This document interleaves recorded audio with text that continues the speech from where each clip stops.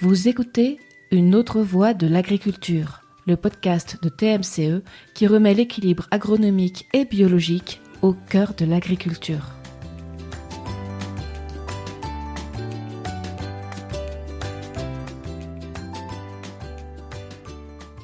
Comment est-il possible pour un agriculteur ou une agricultrice de mieux comprendre l'impact de ses pratiques agricoles sur la vie du sol ? Dans cet épisode, je vous propose de plonger dans le fabuleux monde du microscopique. Depuis plusieurs années, TMCE travaille avec des acteurs du monde scientifique reconnus pour évaluer l'impact de son concept agronomique et de ses produits sur la vie du sol. Et pour ça, vous allez le voir, la fiabilité et la robustesse des analyses microbiologiques sont d'une importance capitale. Aujourd'hui, c'est Alice, responsable communication et marketing chez TMCE, qui mène l'interview.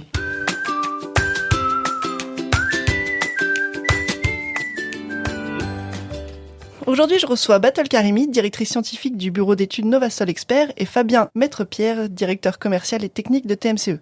Bonjour à tous les deux et merci de vous être rendus disponibles pour ce nouvel épisode d'une autre voie de l'agriculture. Bonjour Alice. Bonjour Alice. Battle, est-ce que tu pourrais nous présenter Novasol Expert et ce que vous proposez ? Novasol Expert, c'est un bureau d'études qui est assez jeune, qui a 5 ans, qui a été créé à l'initiative de l'INRAE et plus particulièrement de l'INRAE de Dijon, avec pour objectif de transférer à l'opérationnel, au terrain, les outils et surtout l'expertise qui a été développée par l'INRAE de Dijon du coup depuis à peu près 25 ans de recherche, qui est arrivée à maturité au début des années 2020 et du coup qui a été transférée dans le bureau d'études. Et notre mission, c'est d'accompagner les acteurs et les professionnels qui travaillent avec les sols, donc que ce soit secteur agricole, urbain, même industriel, pour les aider à intégrer la qualité écologique et microbiologique de leur sol dans leurs projets de transition écologique, de transition agroécologique, et tout ça avec un objectif commun de mettre en place des systèmes durables. Pourquoi est-ce que la vie du sol et la qualité microbiologique est si importante pour mettre en place des systèmes durables ? Alors pour plusieurs raisons, tout d'abord du fait de l'abondance assez extraordinaire des micro-organismes dans le sol par rapport aux autres organismes, et aussi du fait de leur diversité qui est assez phénoménale, puisqu'on va retrouver plusieurs milliards d'individus microbiens dans 1 gramme de sol, ce qui représente un peu moins d'une petite cuillère à café, et on va chiffrer la diversité en plusieurs millions d'espèces microbiennes dans ce même gramme de sol. L'autre raison, c'est parce que finalement, toute cette diversité, elle va remplir un tas de fonctions assez diversifiées, donc des fonctions remplies par le sol sur une base microbienne et biologique, qui vont finalement se traduire en services écosystémiques pour l'agriculture. Alors comment est-ce qu'on sait ça ? Parce qu'il y a des démonstrations qui ont été faites à l'INRAE et à l'INRAE de Dijon, encore une fois, sur le lien entre le niveau de diversité microbienne dans le sol et certaines grandes fonctions réalisées par le sol. Et ce qui a été montré, c'est que quand on perd 30% de diversité microbienne dans le sol, on va perdre jusqu'à 40% de la minéralisation de la matière organique dans le sol. Ou, autre démonstration, cette même perte de 30% de diversité va faire qu'on va perdre jusqu'à 50% de productivité végétale pour certaines cultures. Donc ça, c'est en lien avec la fertilité biologique du sol. On a aussi un lien avec l'effet barrière aux pathogènes du sol. Et cette perte de 30%, elle va favoriser le maintien et le développement du pathogène 5 fois plus longtemps dans le sol que si on avait une diversité satisfaisante en microbiologie.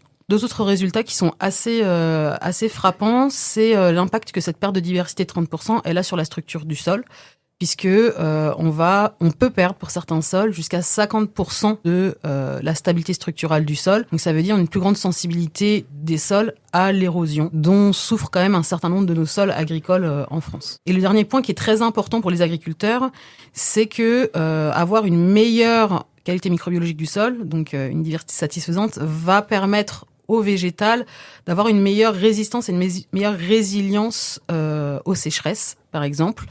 Et dans le cas de cette perte de 30% de diversité, eh bien, on arrive sur une récupération de la culture 15% moins bien que si on avait une bonne diversité microbienne dans le sol. Donc un effet direct sur le rendement finalement et la régulation finalement de cette sécheresse par le végétal.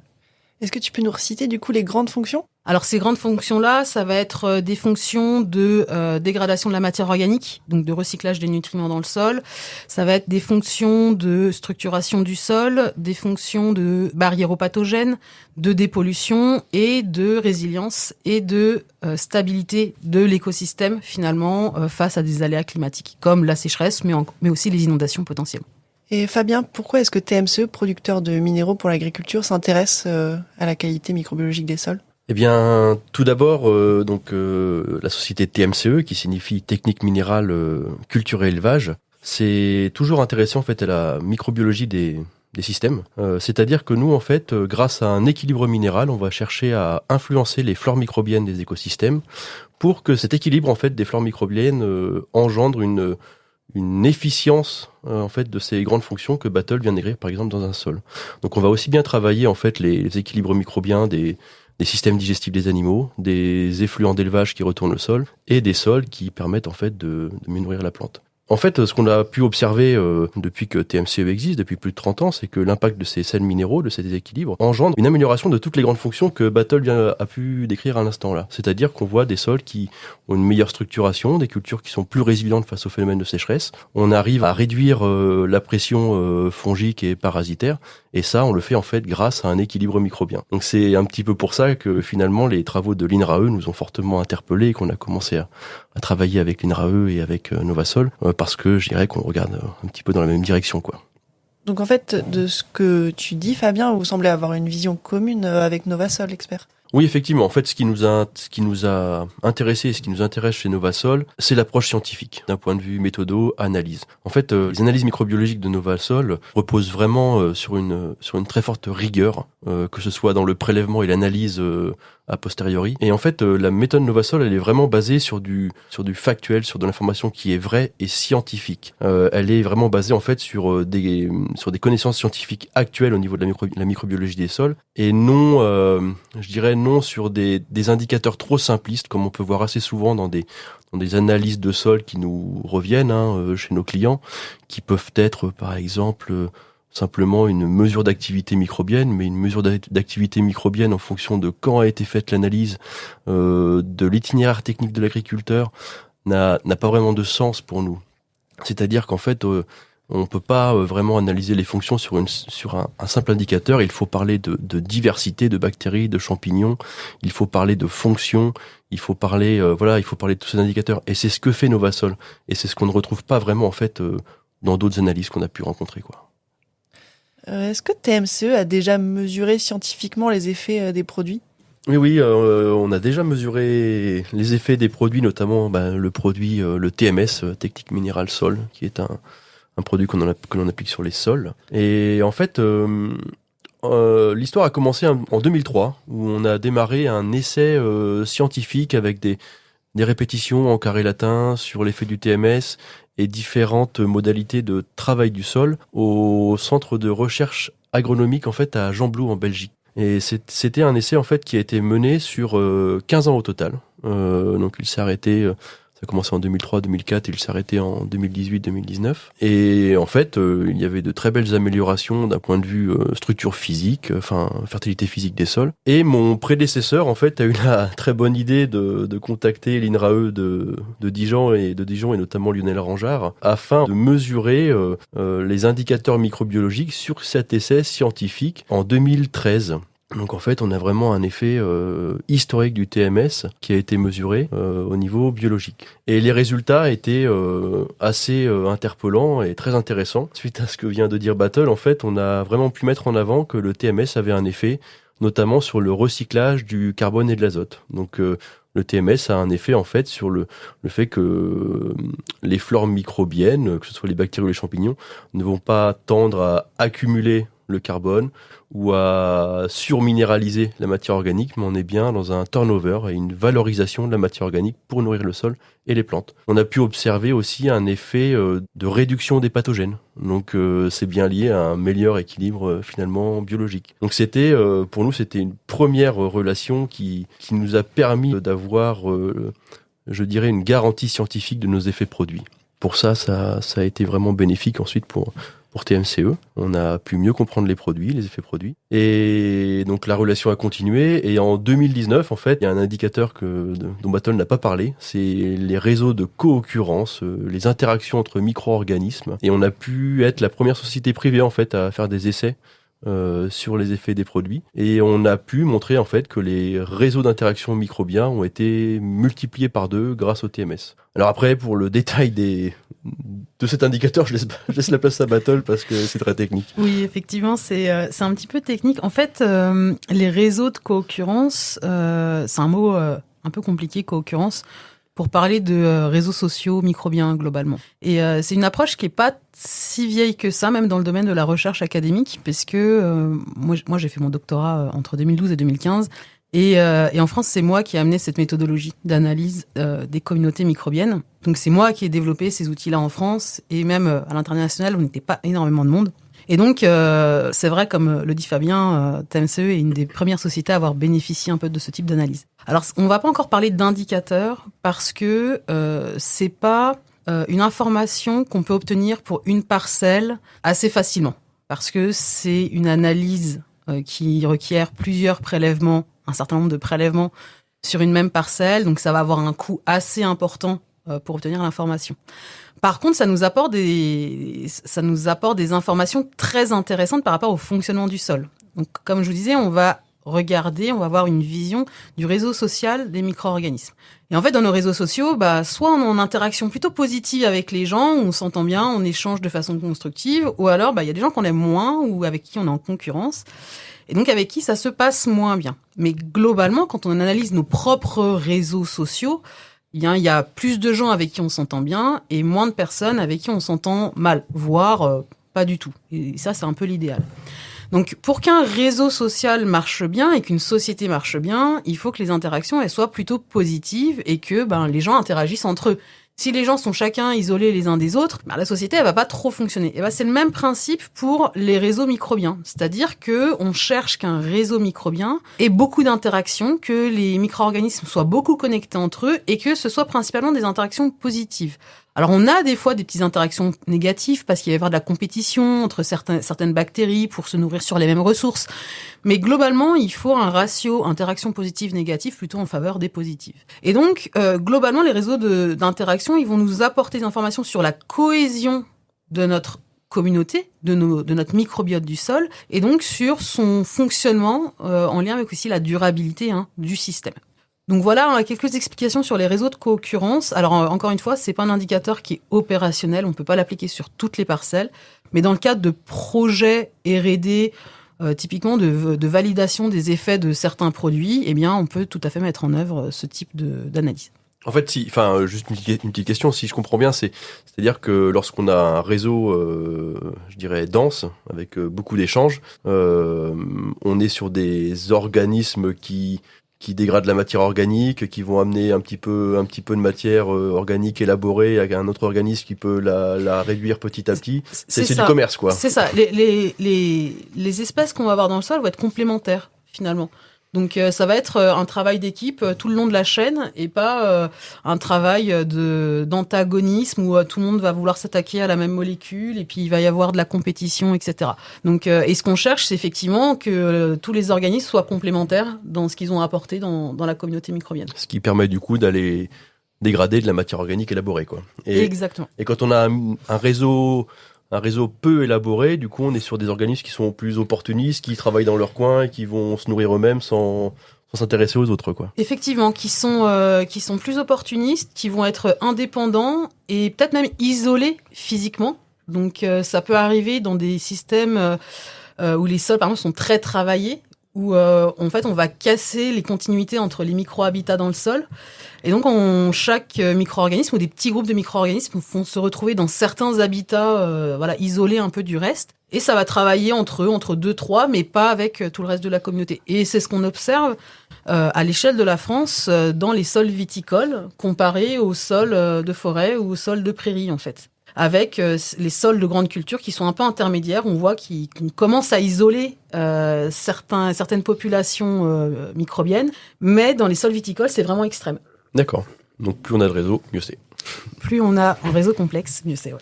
Et sur le terrain, chez des clients, vous avez déjà fait des mesures TMCE ? Oui, on en a déjà fait quelques-unes, donc qui nous permettent de voir l'état des sols. On n'est pas sur des mesures comparatives scientifiques, mais ça nous permet de voir l'état des sols. On peut en citer quelques-unes. J'ai en tête une analyse qui avait été faite sur une parcelle qui historiquement avait été en blé sur blé sur blé, donc avec toujours un retour des pailles, avec la même du coup typologie de matière organique, la même qualité de matière organique, la même quantité plus ou moins je dirais de matière organique chaque année, et on avait des indicateurs qui étaient plutôt bons je dirais, mais justement la diversité microbienne et notamment je crois bactérienne avait été fortement affectée, et notamment, je pense, Battle, tu pourras expliquer, mais lié à une typologie de matière organique qui était la même systématiquement, quoi. Oui, c'est exactement ça. En fait, il faut voir une diversité de ce qui se passe en surface qui va aussi avoir sa répercussion sur la diversité de ce qu'il y a dans le sol. Donc, si on est sur une monotonie, finalement, des pratiques, des apports en surface, eh bien, on va commencer petit à petit à sélectionner des populations microbiennes. Et là, en l'occurrence, c'était des populations bactériennes qui sont très aptes à dégrader les matières organiques qui rentrent. Mais du coup, toutes les autres, on va commencer petit à petit à les perdre parce qu'on ne les nourrit pas. Et donc, le risque, c'est que par la suite, quand le système il va évoluer, soit les pratiques vont évoluer, ou alors on va être dans des situations de perturbation environnementale, réchauffement, sécheresse, inondation. Eh bien, on va avoir moins finalement de résilience du système du fait d'une plus faible diversité. Parce que plus on a de diversité, plus on a le potentiel de vie dans le sol pour s'adapter finalement à toutes ces perturbations-là. Et le côté intéressant, en fait, c'est que du coup, il y a un diagnostic et des conseils derrière. C'est-à-dire que là, en fait, l'agriculteur a pu être conseillé dans le sens où si tu veux maintenir une durabilité de cette parcelle et je dirais faire face aux challenges à venir, aux aléas à venir, eh ben il faut penser à diversifier la ration, le carbone, l'azote, le C sur N de l'organique, la typologie de l'organique, et c'est dans ce sens que les conseils ont été apportés. Donc on a bien une analyse suivie d'un conseil d'itinéraire technique, et c'est ça qui est intéressant. Effectivement, et dans ce conseil, en fait, la première étape, c'est d'identifier ce qui va pas, finalement. Et après, de proposer différentes choses pour avoir différents leviers finalement mobilisables pour améliorer son système. On va pas imposer. En fait, c'est pas notre rôle à nous, Novasol Experts, d'imposer un mode de fonctionnement. Par contre, de dire les différentes façons, les différents leviers mobilisables pour petit à petit améliorer. Par contre, c'est une amélioration qui va aussi se faire dans le temps. C'est pas du jour au lendemain. Voilà, et j'ai une deuxième analyse. C'était sur une parcelle conduite de manière, je dirais, historiquement assez intensive, avec beaucoup de fertilisation minérale, peu d'organique, peut-être historiquement aussi des pailles exportées pendant de nombreuses années. Et là, il y avait un équilibre microbien, mais il y avait un indicateur qui était très faible, c'était la biomasse. Et clairement, on avait une armée avec différents soldats, mais très très chétive. Oui, effectivement, je me souviens très bien de cette analyse. Alors, une armée très chétive, mais finalement qui, en termes de diversité, était quand même assez intéressante. Donc, c'est presque le cas de figure qui est le moins compliqué, qui va prendre le moins de temps, finalement, à améliorer, parce qu'il suffit de nourrir tout le monde. Donc, et c'était un petit peu les conseils qui avaient été donnés. Voilà. Donc, c'est aussi une parcelle qu'on va suivre dans le temps. Donc, on va voir si cette amélioration a lieu et à quelle échelle de temps. Et un autre exemple sur une exploitation avec beaucoup de cultures industrielles, de l'irrigation qui revient quasiment tous les 2 ans. Donc, qui dit culture industrielle, pommes de terre, betteraves, dit aussi beaucoup de travail du sol, des activités de récolte pendant des périodes compliquées à l'automne avec des risques de compaction. Et pour le coup, la parcelle était magnifique d'un point de vue profil de sol, productivité, tout était très bien. L'agriculteur avait mis en place de nombreuses pratiques pour maintenir cette productivité du sol, dont le TMS fait partie. Il avait aussi travaillé ses couverts végétaux, la diversité des couverts, le travail du sol aussi. Et tous les indicateurs étaient ouverts. C'est-à-dire que il y avait aucun défaut. Mais par contre, en fait, si on creusait un petit peu en détail, on pouvait voir qu'au niveau diversité de champignons, on était exceptionnellement haut. Et là, du coup, Battle nous a apporté un petit peu de lumière sur cet indicateur qui peuvent apporter un conseil derrière intéressant pour le coup. Et oui, Fabien. En fait, c'est typiquement le cas de figure, de résultat pour lequel il y a besoin de l'expertise. Et où juste des résultats, une fiche de résultats ne se suffit pas elle-même. Parce que il faut voir au-delà de la couleur.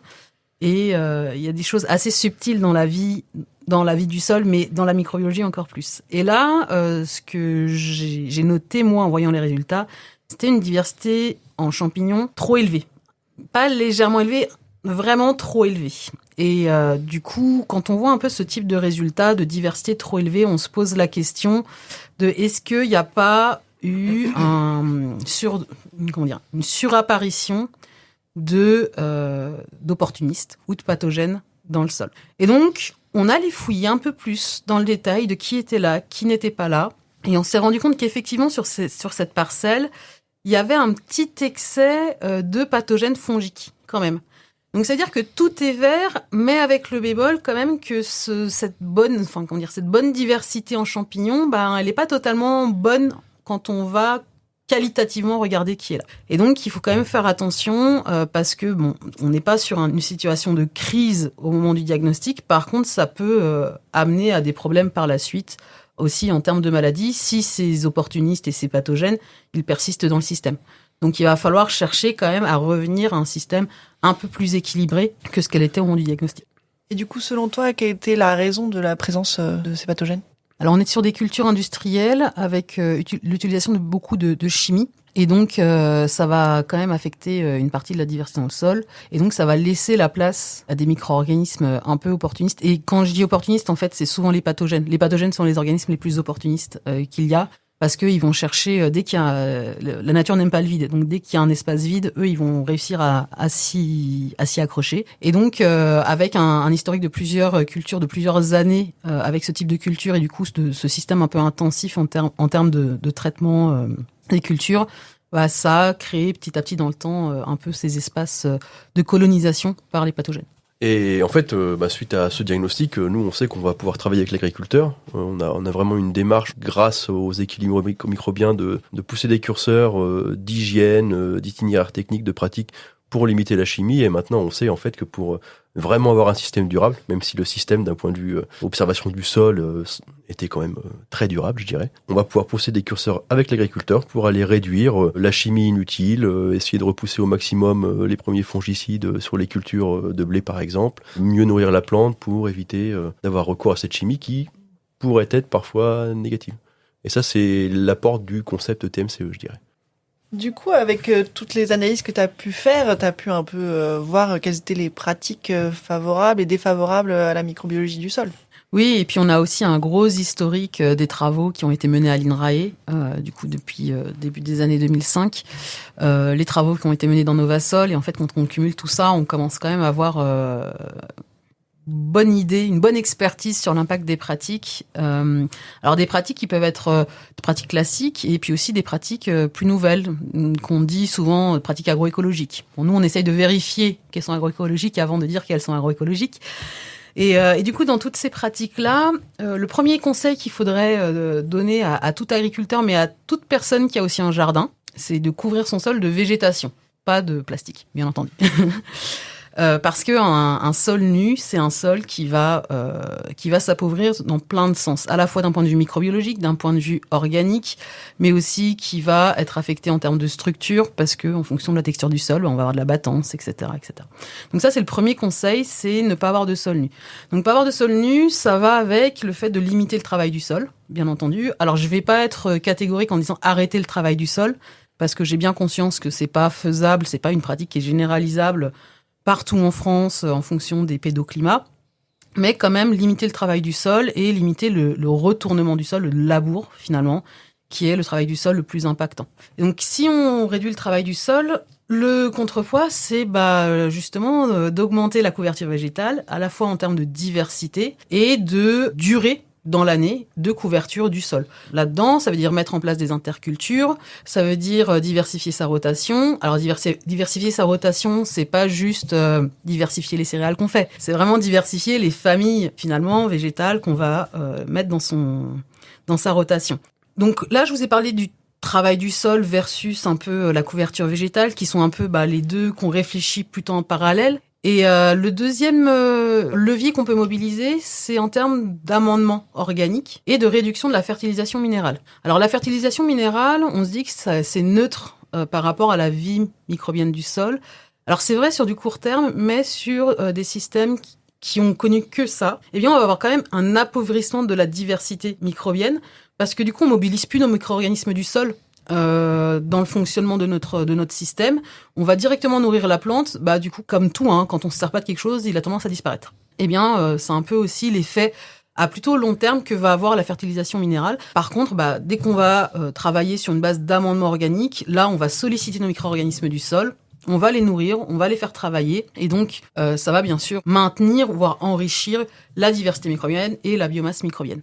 Par contre, les amendements organiques, la difficulté, c'est qu'il y en a toute une diversité, il y a tout un tas d'amendements possibles différents, qui sont de qualités différentes, qu'on apporte à des périodes différentes aussi dans le temps, et tout ça, du coup, ça demande quand même de bien raisonner, de bien réfléchir ces amendements pour répondre à des objectifs qui sont aussi bien identifiés par rapport au sol. Est-ce qu'on fait des amendements pour la vie microbienne du sol? Est-ce qu'on fait des amendements pour la structure du sol? Est-ce qu'on fait des amendements pour le stock de matière organique du sol, etc. Sur quoi est-ce qu'on va jouer? Et du coup, choisir la bonne matière organique pour répondre à cet objectif. Et enfin, le dernier, on va dire, la dernière pratique dont il faut quand même parler, c'est tout ce qui va être produits phytosanitaires, donc que ce soit pour le désherbage ou pour réguler les pathogènes. Alors ça, c'est une question qui est assez compliquée parce que on rentre un peu dans le monde des cocktails en fait. Généralement, il n'y a pas une seule molécule qui rentre dans le sol, mais globalement, toutes les études qui ont fait des tests assez robustes en laboratoire montrent quand même des effets plutôt négatifs de ces produits-là sur les sols, sur la vie globalement, la biodiversité des sols et sur les micro-organismes. La petite nuance sur les micro-organismes, c'est qu'il y a quand même certains produits phytosanitaires qui sont à base de molécules organiques et les micro-organismes, et surtout les bactéries, se nourrissent sur des molécules organiques. Donc il y a certaines bactéries qui vont être friandes en fait de ces molécules-là et qui vont être capables de les dégrader.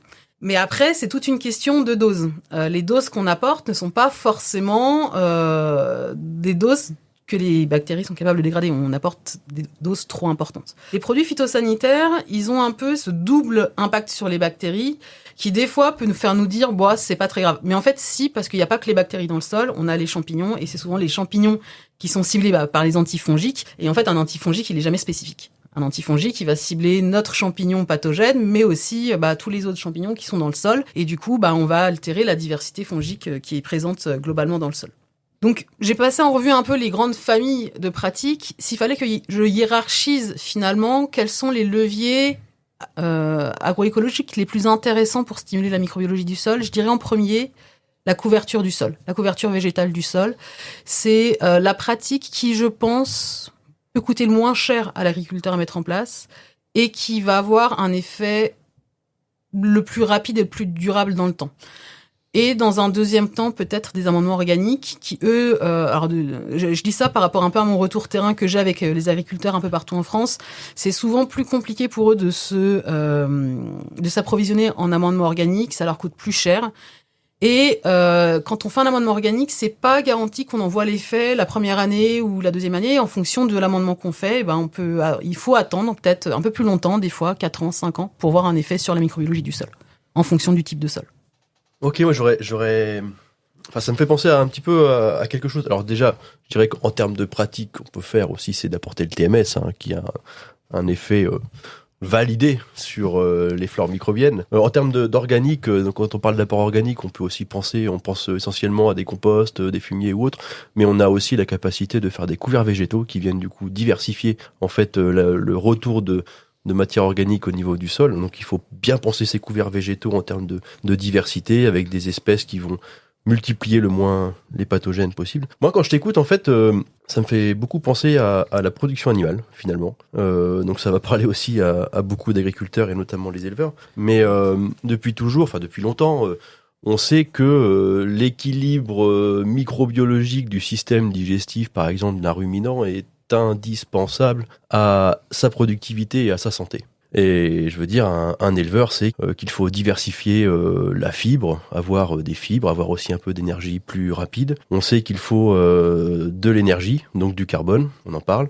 Et on sait qu'il faut aussi des protéines, de l'azote, on en parle aussi, des minéraux. Et ce qu'on a, je pense, trop souvent oublié, c'est que finalement, les micro-organismes du sol, c'est le système digestif de nos plantes.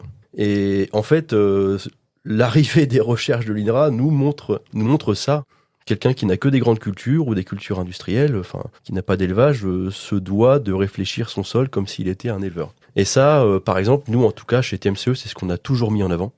Et toutes les pratiques, tout le conseil agronomique de TMCE qui tourne autour de l'application des produits est orienté dans ce sens, pour avoir un sol, du coup, équilibré, qui digère bien, qui restitue bien les aliments, les nutriments à la plante, qui a le moins de pathogènes possible et qui est, je dirais, plus résilient face aux aléas à venir. Le levier de la microbiologie des sols est un levier qui doit être considéré au même niveau que la chimie, que les engrais, que le travail du sol, pour rester productif.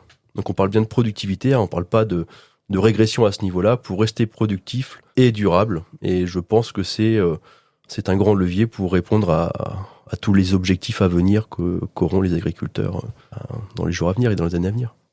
Donc Battle, qu'est-ce que tu penses de la vision que vient de nous partager Fabien sur TMCE et le concept ? C'est une vision que on partage en grande partie. En fait, moi, je viens de la recherche académique à la base et je suis sortie de la recherche académique pour intégrer le bureau d'études exactement pour ça, pour que tous les développements de la recherche contribuent à la durabilité des systèmes agricoles et contribuent au travail des agriculteurs. Donc ce transfert, il est très important. Et au-delà de ce transfert, en fait, c'est le lien avec les agriculteurs. C'est d'échange, parce qu'encore une fois, on peut faire un diagnostic, rendre une fiche et s'en arrêter là. Mais c'est pas l'objectif. L'objectif, c'est que eux comprennent bien, qu'ils montent en connaissance, en compétences et en autonomie là-dessus. Et je pense que là-dessus, on est assez raccord avec TMCE sur notre façon de voir les choses et notre façon de travailler, c'est-à-dire que on y va sur le terrain et on interagit avec les agriculteurs et on leur explique. Et s'il faut expliquer une deuxième fois, une troisième fois, une quatrième fois, on le fait. Parce que l'objectif, encore une fois, c'est que eux soient autonomes pour améliorer leur système dans le temps. Et donc ça, c'est quand même un point qui nous rapproche beaucoup. Et je crois que l'autre point qui nous rapproche beaucoup, c'est d'avoir une vision scientifique et objective du travail qu'on fait chacun et une remise en question aussi s'il faut. Et là-dessus, moi, une chose à chaque fois qui me vient en tête quand je pense à TMCE, c'est que c'est une des seules entreprises qui est allée réellement tester, confronter ses produits à la recherche scientifique et à l'impact que ça peut avoir sur les sols, en fait. Alors, j'allais dire le hasard, c'est pas le hasard, mais les résultats ont montré du coup que c'était des effets intéressants et positifs. C'était pas forcément une évidence au début d'un point de vue du chercheur qui est objectif, j'entends. Et on rencontre quand même assez peu d'entreprises qui font cette démarche-là. Nous, Novasol Experts, on a du mal à convaincre beaucoup d'entreprises qui commercialisent des produits divers et variés, et ça peut être du biostimulant, du biocontrôle aussi. On a du mal à convaincre d'aller sur des études d'impact sur la microbiologie du sol, d'innocuité, de stabilité microbiologique des sols. Donc en ça, moi, je suis aussi assez contente de travailler avec TMCE parce que ça me fait dire que toutes les entreprises sont pas pareilles, quoi.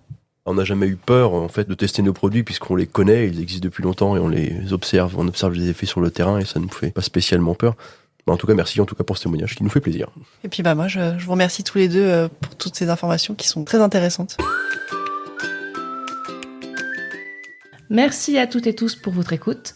Si vous voulez en savoir plus sur les diagnostics microbiologiques des sols, je vous invite à découvrir notre épisode bonus. Battle revient en détail sur le sujet et autant vous dire que c'est passionnant. À bientôt!